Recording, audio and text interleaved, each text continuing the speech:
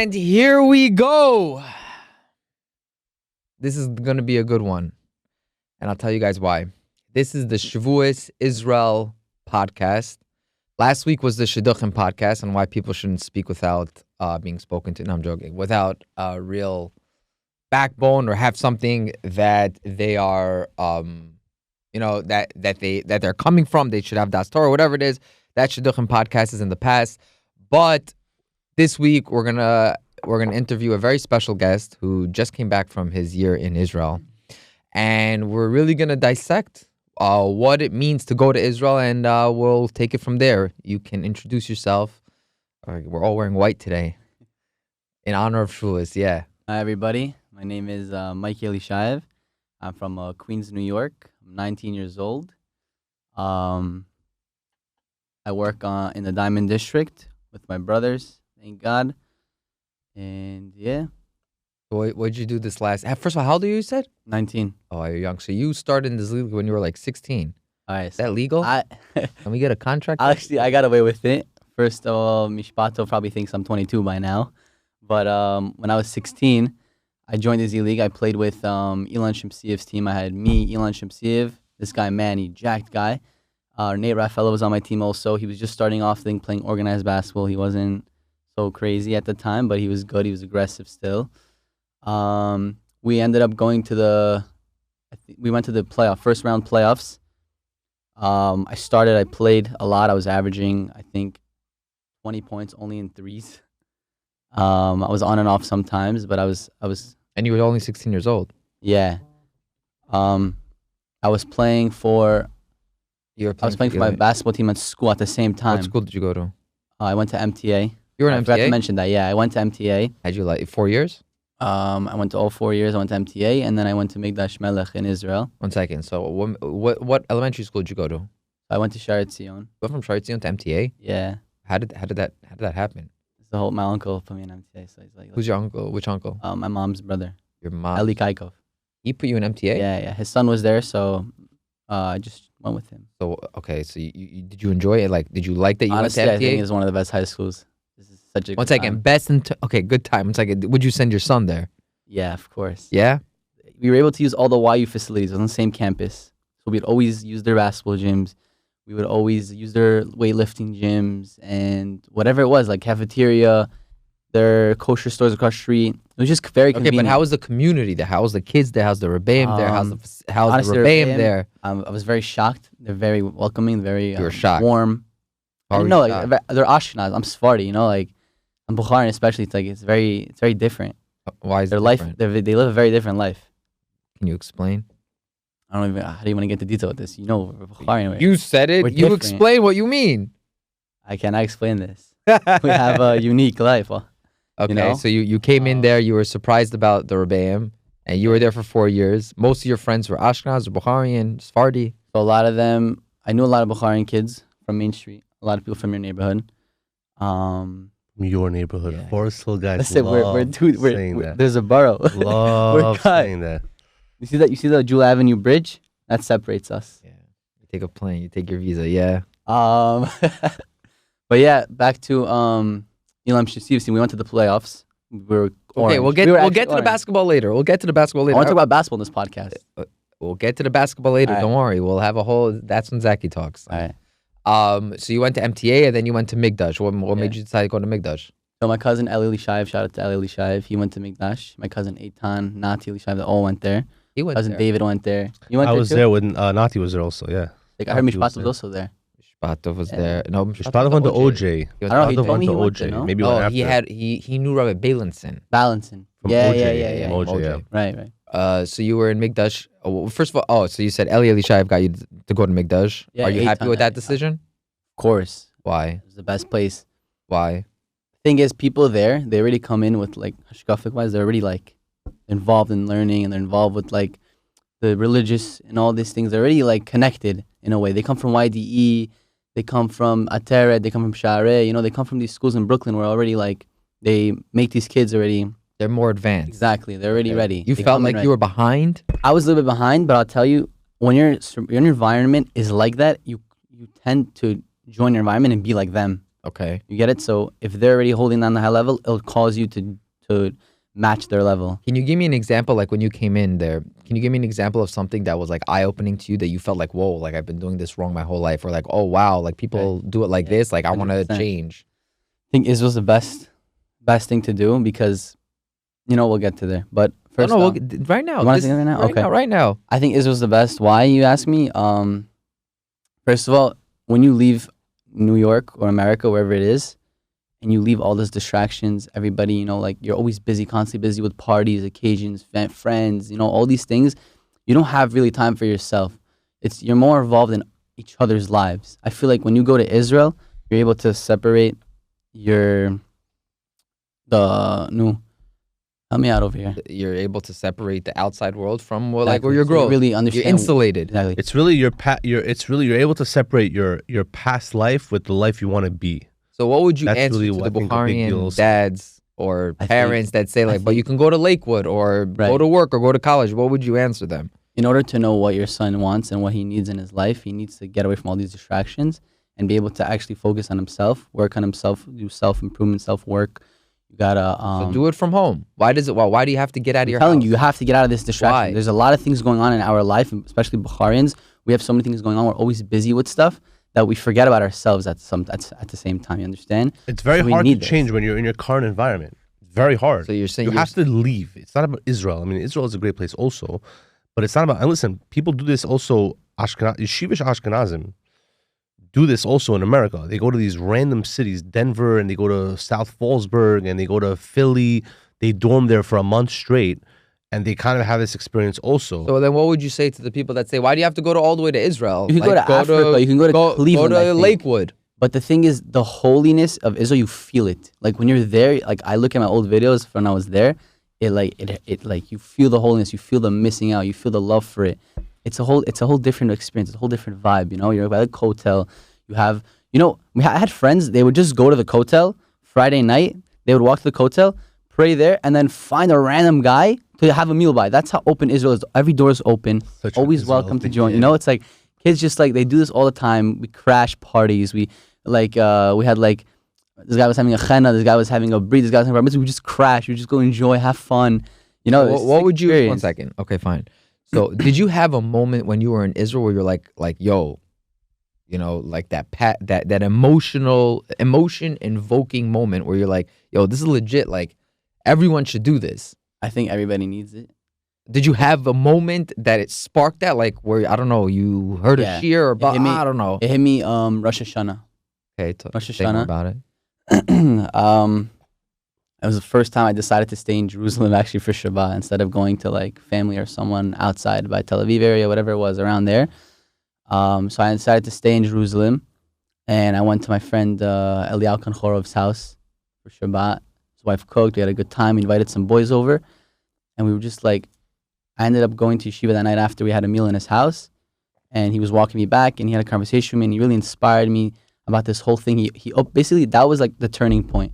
He opened up a new chapter, and he explained to me things that I never knew because he experienced it before, about like low self-esteem and always thinking that, always capping yourself, self-sabotage, all these things that people tend to do. So he gave you the moment more in terms of emotional health, Right. in terms of like self introspection and being able to take yourself out of the environment. Like, yo, like this is where Right. I think people get it twisted. Like Israel is not only about learning Torah; it's about really working on yourself from the inside. I mean, listen. It's funny. I went to TJ. So in TJ, we used to call it a glass factory, right? In yeshiva in Israel, the whole idea of a glass factory is that if you're in a glass factory and you make a mistake or whatever it is, and you drop a pitcher on the floor, what do? How's glass made? They just scoop it up, they take it, they put it back in the fire, right? And they just remold it again. There's nothing that's destructible. But the second you take a glass jar outside of a glass factory and it breaks, it's shattered. You could try to put it back together, but it's really hard.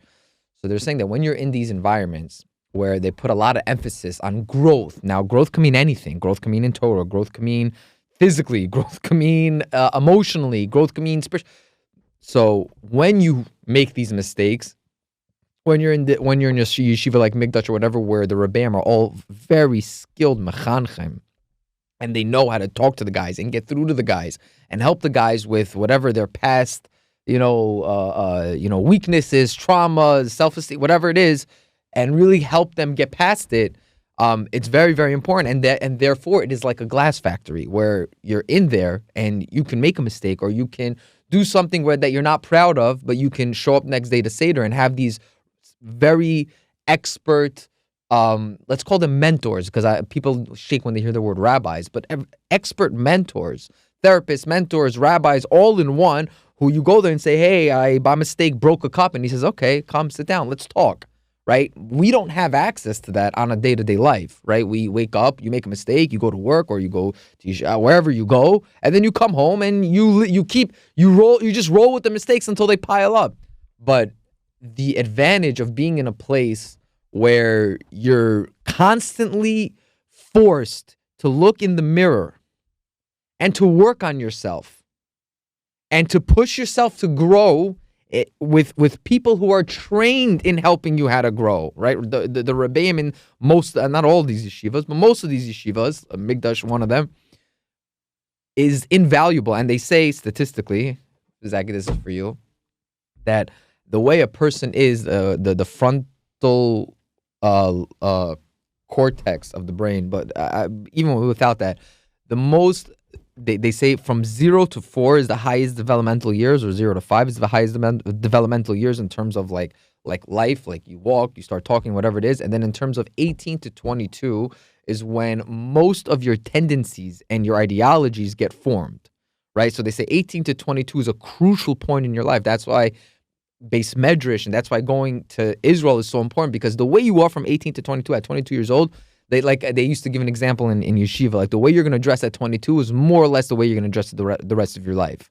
Like if you're a degenerate at 22, you're probably not 100%, but you'll probably dress like a degenerate, and vice versa. If you dress like that, that's just a small symptom of where a person can be at 22. So 18 to 22 is very, very, very crucial years for a young adult, for a young adolescent adult who's really transitioning from an adolescent to an adult and being put into an environment where there is no bumpers, there's no life vest, right? When you're in Israel and you're in these yeshivas, you have a life vest. You fall into the ocean. Okay, you have your mentor, rabbi, therapist, whatever it is, come pull you out of the ocean. You're wearing a life vest. He pulls you out. But when you're here and you fall, there's no one pulling you out.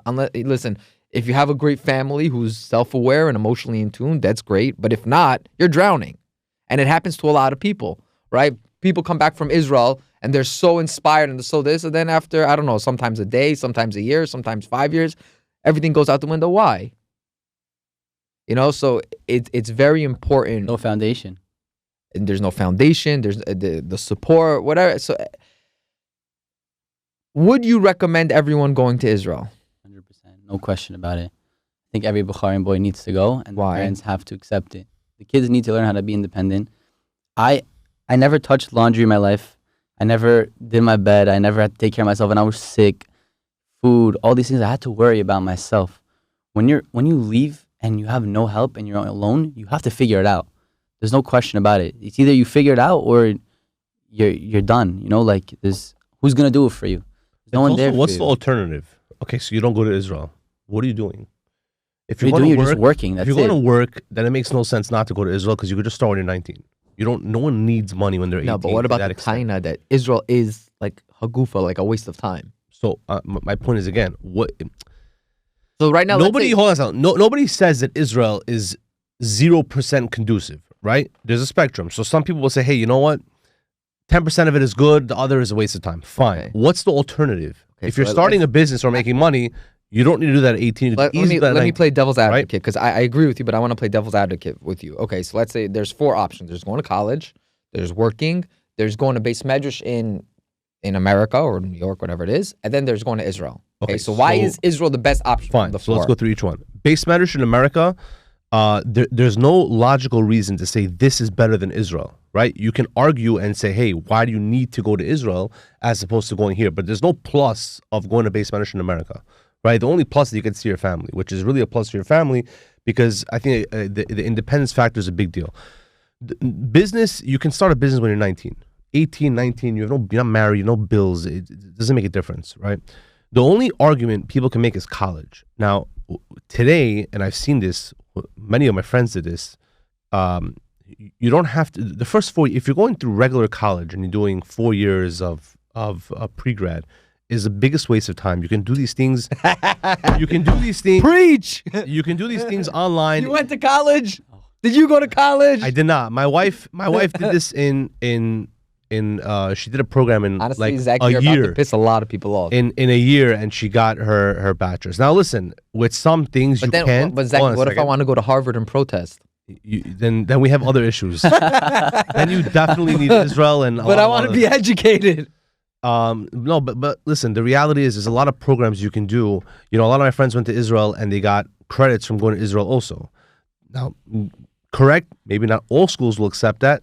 I think that you can figure out a way to get a degree without wasting 4 years in getting your bachelor's in liberal arts science. You know what I'm saying? Like, It's funny. I just want to give a big shout out, and then I want you to continue. But I want to give a big shout out to somebody.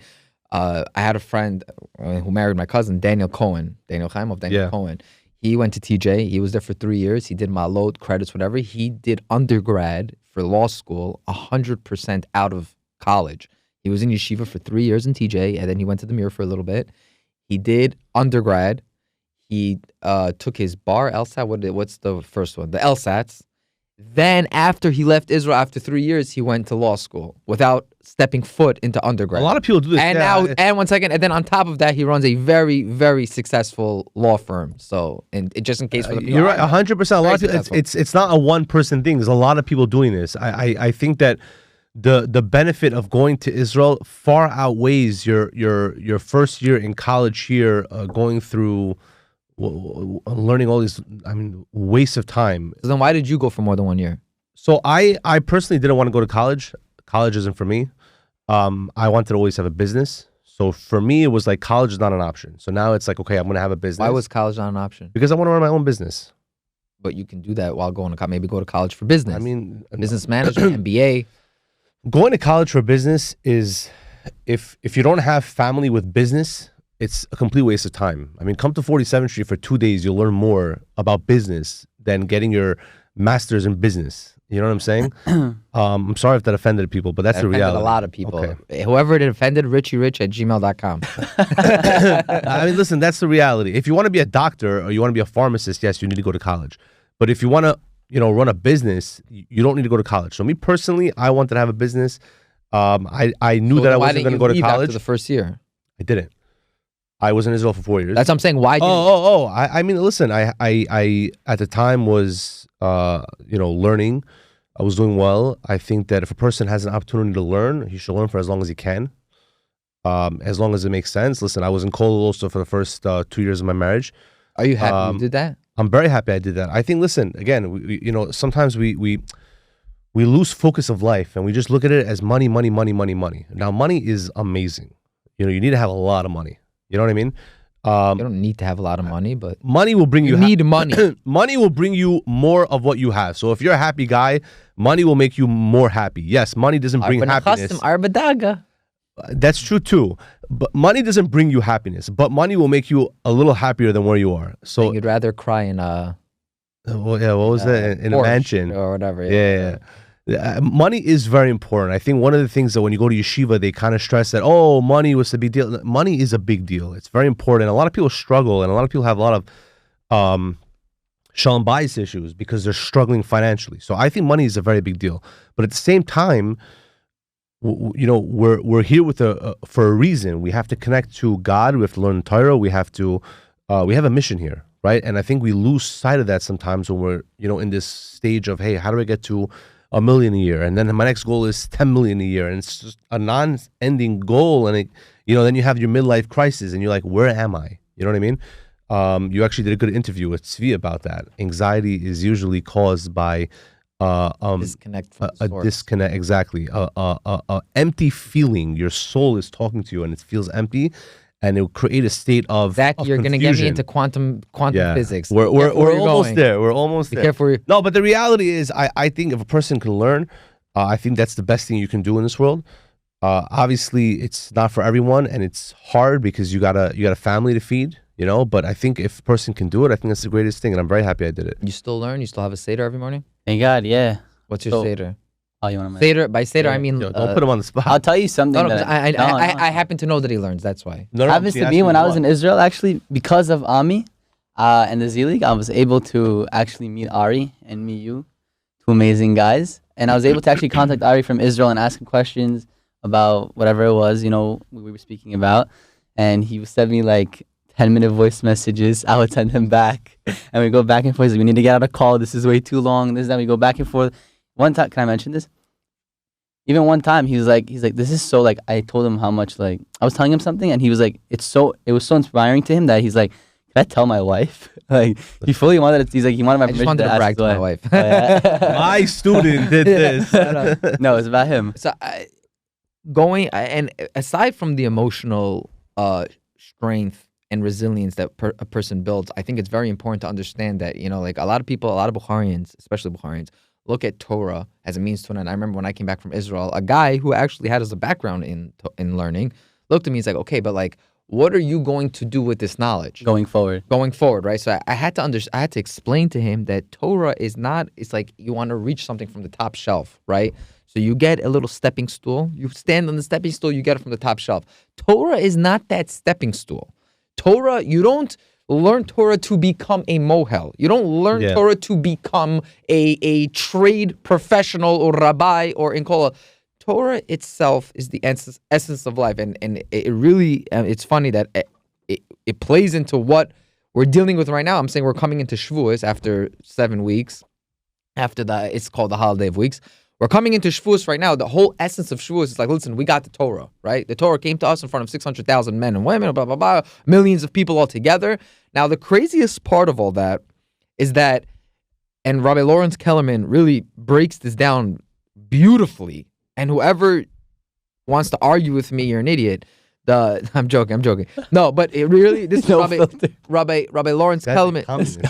Rabbi, this is not me. This is not my opinion. This is Rabbi Lawrence Kellerman. I think it's in his book, Permission to Receive.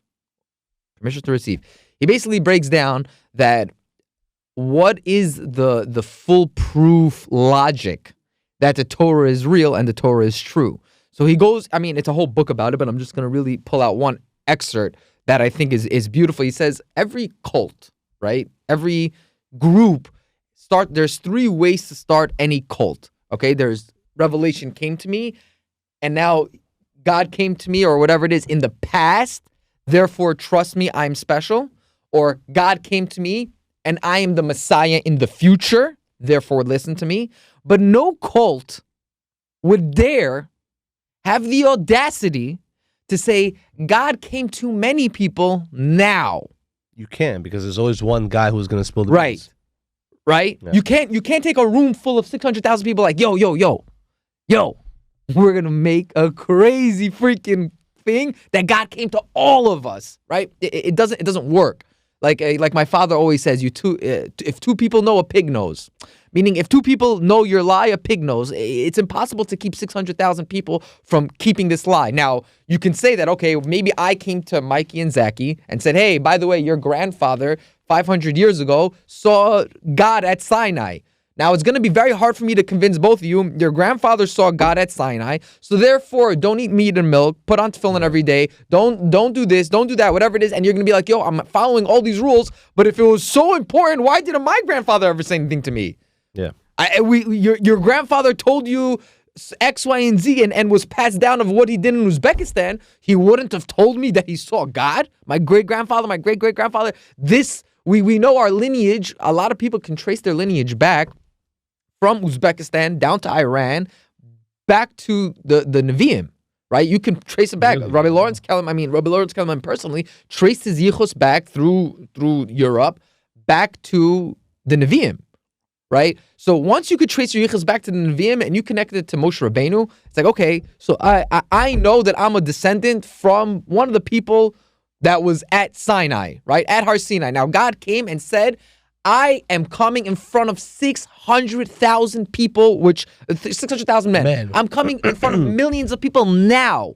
And I am telling you, here's your Torah. I'm not saying in the past I came to one person like other religion, whatever it is. And I'm not saying that I came to one person, therefore believe me in the future. I came to people now, and therefore it's almost irrefutable. And also the logic to say that one person said, because a lot of times people refute. Maybe I came to you and said, hey, here's the Torah. Let's all do it. Let's all believe in it. Is highly refutable, and it's highly shot down. It's also very hard to keep a Torah. So there would have been many people who said, hey, listen, this is not for us. Right. Like they say if Moshe Rabbeinu did it, why wouldn't he put himself, like he said he got punished. He said he was a humble man. He didn't enter Eretz Yisrael. Why would he do that? All those things to himself, whatever it is. But that's a separate point. But the whole idea of that in the present, God came to millions and millions of people, and all our grandfathers for generations were like, yeah, like my grandfather told me, and the Masorah was passed down.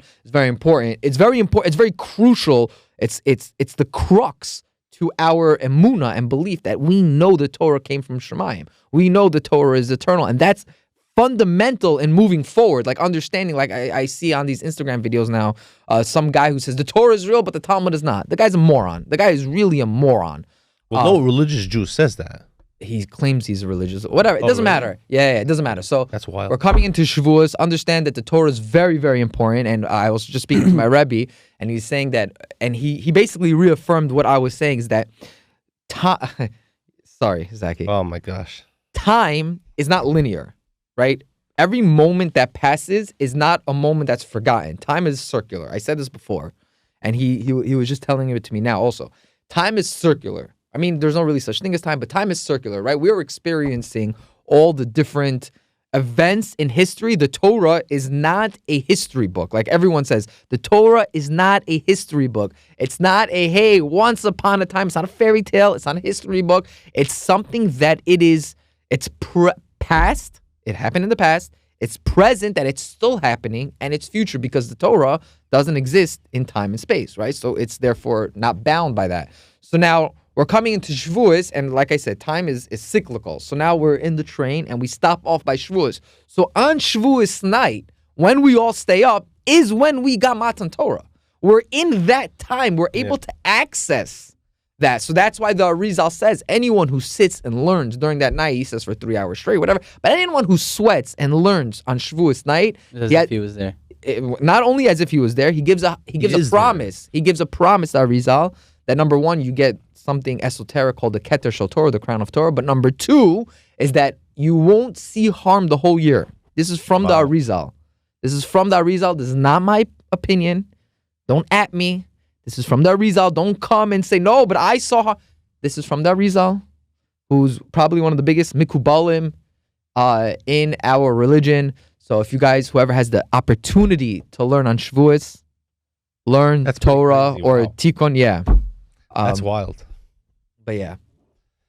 And very well said, Ari. And with that, we're going to jump into our power rankings of the week. Back to Ami Athletics, back to basketball.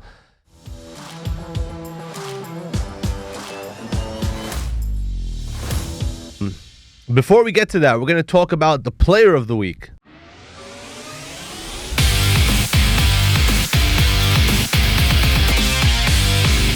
Player of the week, big shout out. Again, another player on yellow. We're going to go with Ben Arambayev, the rookie. This guy had 36 points, 7 rebounds. I think he went 12 of 13 from the line. Wow. He got his team moving, and I spoke about this. I think he was injured 2 games ago. And they lost, and people were writing out yellow, and I'm hot on yellow. I think they're gonna keep going up in the rankings. This kid is the real deal. He's gonna have to learn to elevate his teammates as well, and I think he has been doing that. Big shout out also to Johnny Shimonov again. I think it was like 25 points and 26 rebounds. I mean, I don't know where that came from. This kid but Ben Arambayev is picking up that team. Another blowout win. So player of the week. Big shout out also to Richie Rich with a beautiful block last night. Play the clip. Play the clip. It was a good block. I gotta give it to him. Gabi Hafizov also, a lot of big blocks. Yeah. On your team. We'll get to that. And with that, we're going to go to the power rankings. At number 16, guys, again, I do not grade orange. I rated this. Mikey, shoot. Orange at number 16. Why? Why? Okay. I think orange is definitely in the top 10. I told you guys before. Your team is one of the best teams in the league by far. I think Jay Shal and Tom was the best two people to match up with, put on the same team. But you guys, I think, I was watching your game yesterday against Black. You played strong, but at the same time, Jason is Jason, and he pulls up from half court and 1-3, maybe 3 times he had that.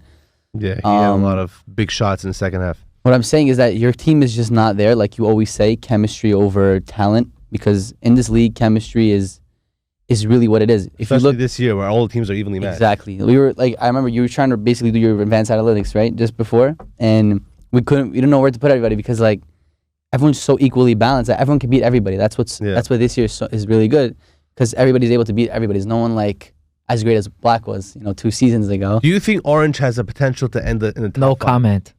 Yeah, 100%. I told you that before. So I appreciate the confidence, guys. I agree with this pick. Maybe not 16, maybe 15, whatever it is, but we're low right now. We have the worst record in the league. You have any wins? We have 1 win against Navy. Oh, you beat Navy. We have had full team. We didn't have a full team. They had a full team. Oh, nice. We have had an injury bug and a lot of unfortunate events. But you know what? You got to be resilient and you got to just step up. And that's on me, honestly, because I am the captain. I gotta make sure my guys are on the right page. I got to be motivated for them. I got to step in. And I think we'll figure out. I hope so. We got to just have those talks that nobody wants to have, but we'll do it. And I think we'll get there. At number 15, we got light green. Sorry, the team that shipped you out. They almost killed him. Are you happy you got traded? Listen, Unfiltered, please. So I'll tell you the whole thing. What happened? Basically, we were supposed to have a different team. I helped my brother pick, but hold on a second. Nothing worked out. Your brother traded you. Right. Okay. It didn't work out as planned. People were picking up the people we wanted, so we ended up with whatever we had, So I wasn't able to come to Kaykov Media to help him. So over the phone, Shlomi doesn't listen. Shlomi does whatever he feels is right. He'll ask you for your opinion, but he'll still do whatever he thinks is right. So he didn't listen. Whatever we did, he did whatever we did. I did whatever I did. I made mistakes. Happens. And whatever. We picked up a team. I didn't think it was gonna go far. Honestly, I had confidence that we would win some games, but I didn't think we were gonna go far. I was like, you need to save yourself, and you need to save me. So I could have been put on Black. I could have been put on Navy. Navy was dying for me also. I think he also would have picked me up. Many people wanted me, but my brother was very stubborn. He said, nobody pick up Mikey. I want Mikey. So I kind of threw away my season. But then I was like, listen, Shlomi, save yourself and save me. Normatov saw me at the scrimmage. Save me. He's like... Can we get a clip of that? So he's like, listen, I want you to play for me. I'm leaving. I'm getting into my car. I was like, he comes to me in the window. He's like, you're going to play for me. You watch. You're going to see. I was like, I don't think he doesn't know Shlomi. Shlomi's not giving me up. It's clipped. So then he says, no, watch. I said, okay. A couple days later, Coach Avi goes to Elon's office with Shlomi. They're talking. They do a trade. They trade Avi, Azaria, and Eddie Fuzailov. Yeah. For me, Ronan Malakov, and Johnny Yakubov. I think we won that trade. I think that we won that trade, but Avi... It's a win-win trade. I think it's a win-win. I mean, you won the trade because you got out. I think Azaria is better than me. Azaria is nasty. You guys are both great. Azaria has a lot of potential also. I think you got out. I think both teams benefited because they have more. They got more, I would say, scoring out of that trade. You guys got more overall talent, and you won because now you're on a better team, so it's better for you. I will say that, listen, I saw you guys had a game last night. Light Green played a great game. It wasn't like... What happened to you against Light Green? Tom got into a car accident before the game. Oh, wow. And Paltil wasn't supposed to play. So it really screwed us up. We wanted to play them a zone. We couldn't do it because Paltil couldn't play. I was injured and Tom wasn't there. So we had no down low. We're just like, go figure it out with men, and that's the only thing we can do. So whatever, that it is what it is. But I think that, again, at 15, they're a good team. They can win games. At number 14, we're going to get Pink. They didn't play this week. They had a big win the last time they played, but they're still at 14. Number 13, Maroon. The Last Dance. Ari, people want your input on the rankings. What do you think on Maroon? This is what I want to know. What are you asking me? What do you think about them? Is The Last Dance one season too late? No. You think they have it? Because they're losing. They're getting. I mean, they just don't have that athleticism anymore. They don't, but I think their IQ and their zone and whatever will really, and chemistry will really shine in the postseason if they make it there. But they're giving up a lot of points. It just seems like maybe their rotations aren't as fast as they used to be. A zone you got to run to play a zone, right? On that team, Like for us, Rabizino's. The option is not there. You know, like yeah. I hear. I don't know. I still think I don't think it's too late for them. I think They're all over 25. yeah, they're all over 30. they're all over. No, Rabizino's in his 20s. No, he's not. He's over 30, I think. He's No, 30. Rabizino's in his 30. 20s. I think he's 30. I think he's 30. No way. Maybe 29. You know, as he's the Whatever. other guy. If he's 30 moving like that, it's very I think surprising. they still got it. I don't think it's over for them. I think they're a very high IQ team and they have the chemistry. And in the postseason, where IQ and chemistry and defense really matters and game planning really matters, I think they can really shine. At number 12. That was my take for everybody who was angry that I don't talk enough. At number 12, we're gonna go with Gold. They lost this week to Blue, Navy Blue, Yohana's team. They lost. No, not Navy Blue. Navy Blue's Gabi. Sorry, No, Royal it's Blue. Royal Blue. Sorry, right, Royal Blue. They lost to Royal Blue. I keep saying this. Aaron Matayev's got to have more shots. The guy is shooting over 50% from the field, including threes.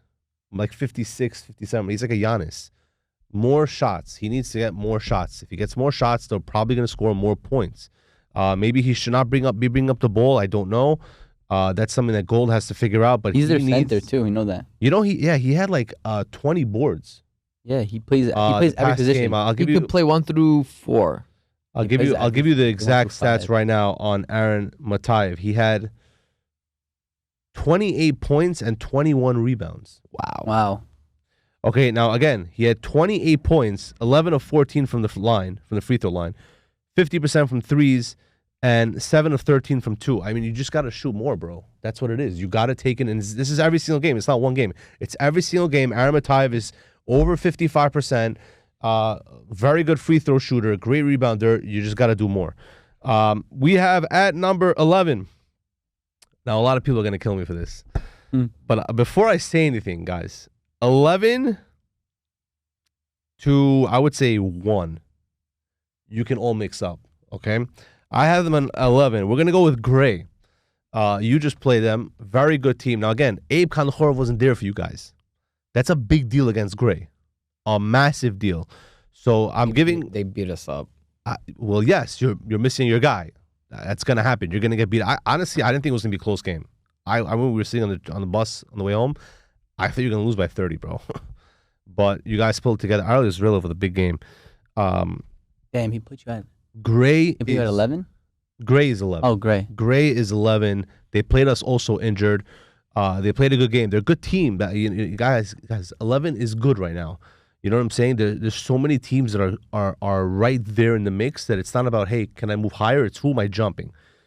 And with that, number 10, yellow. White. Not white, yellow. Oh, wow. Number 10 is yellow. I was thinking about, it was kind of a toss-up between you and yellow. I said, you know what, you're on the show, we'll give you number 9. But number 10 is yellow. They have a lot of potential, guys. You know, Moshe Samechov, Yaron Baruchov, Yoni Zavurov, these guys are ballers, and they're going to play better. You will see. Benner Ambayev and Johnny Shimonov are carrying this team right now. But once they learn to kind of get all 5 players involved, this is going to be a scary, scary team. If they decide to play well, they will beat you. I think they're just that good. If you don't have a strong center, Johnny Shimonov is going to kill you. This guy had 25 points and 26 rebounds. This is like the second week this guy did, and he shoots threes. Like, what do you do against that? So, yeah, yellow's good, man. Yeah, you guys want to know why Gray is 11? Because number 10 is yellow. Yellow's an amazing team. At number 9, we have white. A lot of guys on white are very angry. I had them low. They had a phenomenal game. They beat like green. Green. Defensively, they played. I mean, you have Gabby Hafizov with like just monster blocks out of nowhere. 11 points, 25 rebounds. That's You know crazy. what's cool about my team? We're like teal. It's the points are spread around the board. Like my whole starting five had double digits.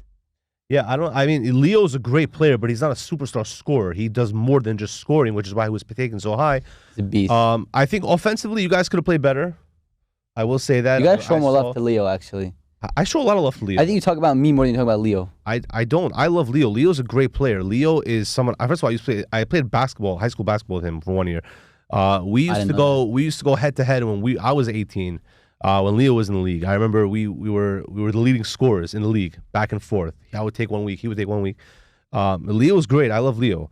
But the bottom line is that he doesn't put up 25 a night, right? So you're gonna have to He have. doesn't need to. Fine, that's true. He doesn't need to. But the scoring is gonna have to come from other players. But you're seeing the I saw stats. offensive lapses last night. Listen. There's improvement for every team, right? Defensively, you guys are already top 3 team in the league. There's no argument there. If you want to jump to be a super team, offensively, you guys are gonna have to figure it out a little more. At number 8, we got purple. Ari you're super happy about this number. You guys lost this week. Abe wasn't there. Where is Abe, guys? Can someone like find Abe ever since me and Tom destroyed him in the playoffs? This guy hasn't been there. Like what? Where is he? Is he running away to Cancun to avoid games? Like what's going on over here? Bro, Cancun is after you lose the playoffs. When the season starts, you come back. You don't just stay there. Like me and Tom, we're good, but we didn't end your career, bro. Like you got, where is this guy? I think I should be at 3. Like 8 is too far. We're gonna put a missing person. Missing person. Yes. Can we alert Javier, please? Missing person alert. Where is Abe? No, but I mean I don't know what's going on. We with had this guy. 3 games. He missed 2 of them. Oh wow. Abe he's nowhere to be found. I mean, he only came for light green to beat Coach Avi, and then he just disappeared. So Abe's got to show up. It's really hard to grade purple because I don't know where purple is. If Abe is found, then they'll probably be top 3. I don't know. We're waiting on Abe. Please. At number 7, we got red. They jumped up a few spots again. Gray. Why are you 11? Because Red's playing really well. Red's at number 7. They lost to Teal. It was a close game. Teal just pulled away at the end. It was a 4-on-4. Teal had 4 guys, but they're 4 main guys. Red was missing Mike Drive, which is a big deal. So that's why I don't put too much on that loss. Daniel Yusupov is playing great.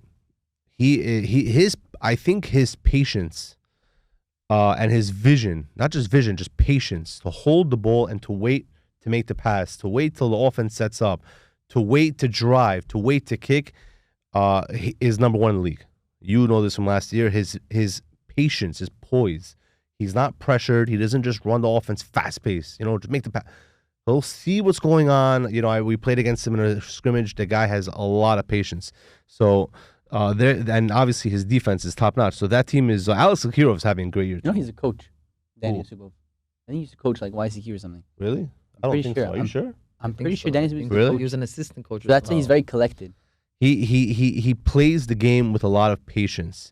If you're gonna play a zone and you're gonna cheat, he'll see it, and he'll make you pay. At number 6, Black. We lost them last night. We have a lot to talk about. Played them last night. Former team. Yeah, I think in 3 years, this is the worst Black team out of all 3. Doesn't mean they're bad. It's just out of those 3. We played them last night. They're not a dominant team. We did not play well on defense. Myself, I didn't rotate. I was out of it. But we scored like 70-something points on them. Offensively, this kid, Kalantaro, bro, he doesn't miss. He doesn't miss, and he's the baseline shot, and they just pass him the ball, and he's open, and you're just looking at him like, whatever. You know what's going in. Josh Elishaev also, right? His name is Josh. Yeah, my cousin Josh. He also had a good game. Jason, of course, 16 points. 36 points, I think, for Jason. Yeah. Ariel Pinkasov had a solid. They had a good team. They have a good team. They had a good game. I think they're beatable. Yeah. If you just find a way to slow them down and play them a really well defense, you're going to win the game because you're going to score a lot of points. Defensively, they are lacking in that department. At number 5. We're not going to talk about Black. The experience, how like we went to the championship against Green and we lost to Ari. Well, I mean, we can mention we can give you your flowers when you were on Black. Let me get my flowers. Oh, Hold you on. had- Let's go back. Arguably the First of all- greatest steal in Ami Athletics history. Yeah. Right? Can we call it that? Pull up the clip. Pull up the clip. Arguably the greatest steal. I was fortunate enough to call it, but it was arguably the greatest steal in Playoff athletics round history. one. That was against the defending champs, which Yeah. they crazy. probably had the craziest comeback of playoff history. They were down by 9. Remember that minute and a half left, and they came back, and all the momentum was in their favor. They had the ball with 12 seconds left, and boom, you came out of nowhere, stole the ball, and won the game. Honestly, they probably would have scored, and you guys would have lost. So, but you know what? It would have been nicer had you not played him in the finals. You know, in the regular season, they beat us 79-76, and we beat them in Was the it in playoffs. overtime? Yeah, because I got fouled out. I remember that game. They kept beating you guys. It was like a redemption game for them. But Yeah, we were like 1-3 against them. but we're talking about this year's Hold on. Black, not So last year's. What Black, I'm my saying is that they beat us 79-76, and then in the playoffs we beat them 79-76. Oh friend. wow. That's funny. And it was like I felt so like relieved after like that steal. At honestly, number was great. 5. Yeah. Now we're getting to the top 5. Guys, the top 5 doesn't exist. It's the top 11 right now. At number 5, we have Blue, regular Blue. So this is Royal Blue, Yohanano's team. They won. They beat Gold. People are not really sure why I have them so high. They're very talented across the board. Shlomo Matato with 20 points. Wow. What's his name? Salman Pirov and Yaakov Chaimov didn't really score much, didn't do much, and they still won the game. They can score 15 to 20 points from 5-6 players. They're that deep. You know what I mean? Elon is a great spark off the bench, either him or Mike Yontan, whatever it is. They have a very, very talented team. Again, like I said last time, they don't have a center. So if they're going to play Johnny Shimonov, which they did, it's going to be a problem. At number 4, we have Navy Blue. Now, they lost this week to Green. So why do I have them that high? Because they're just a good team. They have to figure it out a little bit more. They have to play a little better. They have a lot of potential. I still think they're number 1. Potentially, yeah. I still think they're number 1. I think that they could. What they did to Light Blue. They won. beat Light Blue at their own game. They lost to us. We that's our only win. So again, people don't like when I say this. Off night, not an off night. Say what you want. People have off nights. That's the bottom line. At number 3, we're gonna go with Green. Big jump. Green. They're playing. I mean, this has to be investigated. How Ben Koino's brother replaced someone who went in the end of the 4th round. This kid's good. So, I mean, listen, you know what? The truth is also they're playing well. They're moving the ball well. They're passing well. They're playing with great chemistry. Ben Koinov is doing an amazing job as a leader. Gabiak obviously is playing amazing. That team is clicking right now. Will it be something that is going to be continued? I don't know. But right now, they're playing amazing. At number 2, we got Light Blue. They're 1-2. Believe that? Wow. They're 1-2, but they're I think number that 2. first game really made them look really good. Yeah, they destroyed. They're good. They're good, but destroyed I think everybody's beatable. If you crack that zone, you put one guy in the middle, and he's playing it the right way. Yeah. You're winning that game. They're beatable. I don't think they're. They lost to you, but that was a fake 4-on-4, and they lost I'm saying to. we're also missing. They lost to Navy. Let me ask you a question. Without their press, how good are they? So what you could say without without. I'm saying if they but back without off his and ace not and play, flag. But what his point is that if you're gonna break that press on their team, what do they and have to it's offer? like hold on a second. It's like no, it is because it's like Indiana, right? If you slow them down, their half-court offense is not good. Okay, you're but- gonna beat them, which is what the Knicks did. Shkoyach. So his question is, if you're able to break their press, are they gonna win games? Their press is breakable. They tried doing it against Blue, and they broke the press. And not only that, Blue pressed them, and they had no answer. I was there at the game. Blue was down by a lot. They pressed them, and it was just like Light Blue had no idea what to do. They were just confused. You know what I'm saying? Their point guards were on the other side of the court. Mike Kandachorov and Nate Abramov were bringing up the ball. Like, you're gonna lose that way. You know what I'm Yeah. saying? It was just confusion. They're probably gonna rebound, but I do think that their strength is their press and their pace. Rafaelov and Eli Matatov can run and they can move. I love If every you single match person on that that, team. if you match solid. that, I think that they can lose games. Yeah, 100%. I think so. They're beatable. They're not They're not the juggernaut. But they're good. But they're they're very very good. At number 1, we're gonna go with Teal, the defending champs. Are they a strong number 1? Not really. Beatable. It's just that they've been playing well, and I think some of the top teams have not. That's where they're number 1. I will say that they have that experience, they have that chemistry. In a season where chemistry makes all the difference, they've got it.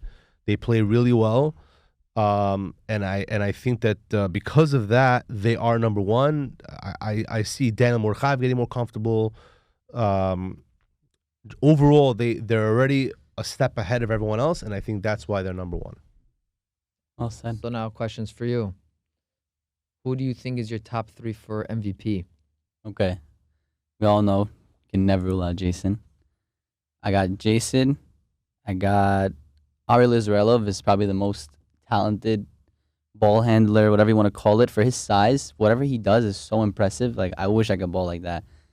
I think he's great. And I think if Aaron Matayev brings his team to the playoffs and they do well and they click and he puts them on his shoulders, I think Aaron Matayev deserves it. He's a baller. You're the first guy not to put someone on your own team. I don't know. We're a great squad, but it's all spread out. I hear that. I think Tilo was a great team last year. And I don't think anyone on their team was top 10 to win MVP. I think we all work hard on our team, you know? But Aaron Matayev, I feel like he does a lot. Yeah. Ariel does a lot. Jason does a lot, you know? Who do you have for DPOI? 3 people. All right, and number 1, Gabi Khafizov is the best defender in the league by far. This man, I know if I'm guarding somebody and I'll run them off the 3-point line, he's there and he's blocking you. Yeah, he had some nasty. He had like blocks. 5 blocks just yesterday. Okay. He's the most impressive, most athletic defender I've ever seen, in my opinion. Johnny Baruchov is the most annoying person to be if he's guarding you, it's the most annoying thing ever. He's So Johnny very hard. Baruchov, Gabi Khafizov. And then I would say Danny Osupov also is very, very strong, very good. Okay. And then Solid. for 3 people for the finals. Finals. I'm definitely putting Before you White get there. to that, very underrated, guys. Asaf Zailov, top defender. Yeah, you know I was gonna say that. excellent. He was guarding me. He guarded Eitan this past week. He shut him out. Absolutely shut him out. So a big sleeper pick. He doesn't get a lot of his flowers, but look out for that. So I put definitely White. Okay. I think my team's definitely strong enough. I'll put on there Navy, 100%. Okay. And I'm debating either light blue or black. I'm not sure. What do you think? Blue or black? Because Jason is Jason. Jason in the playoffs is a different type of person. He'll drop 40, 50 if he has to win the game. Okay. So I mean, it's up to you. What do you? You got to pick one. It's not enough time to think because you haven't seen much yet from both teams. Instincts. Right. You don't know. I would say Jason because Jason is Jason. So black, Experience. white, and Black, white, and navy. and navy. Who's winning it all? Who's winning it all? Me. Besides for white. No, you could say himself. Well, everyone's gonna say themselves. That's not true. Okay, white. Other than me, I would say, navy. Navy. Navy's strong. Wow. Well, there you go. Gabby Elishaev is not gonna like that. Spicy hot takes. All right, guys. Good Shabbos. Enjoy. Sameach. Chag Sameach.